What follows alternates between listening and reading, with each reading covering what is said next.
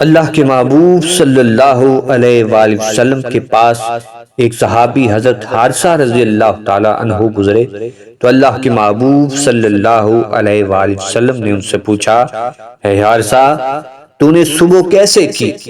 حضرت حارثہ نے جواب دیا، یا رسول اللہ صلی اللہ علیہ وآلہ وسلم، میں نے سچے مومن کی طرح صبح کی، یعنی میں نے حقیقت ایمان کے ساتھ صبح کی۔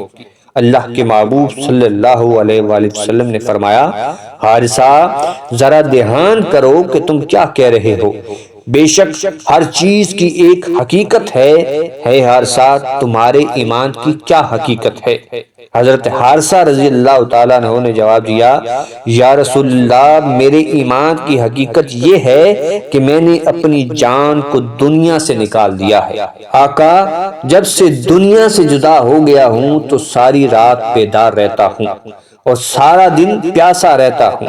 اب حال یہ ہو گیا ہے کہ رات کو پردہ اٹھ جاتا ہے اور یوں لگتا ہے جیسے اللہ کے عرش کو بے نقاب دیکھ رہا ہوں۔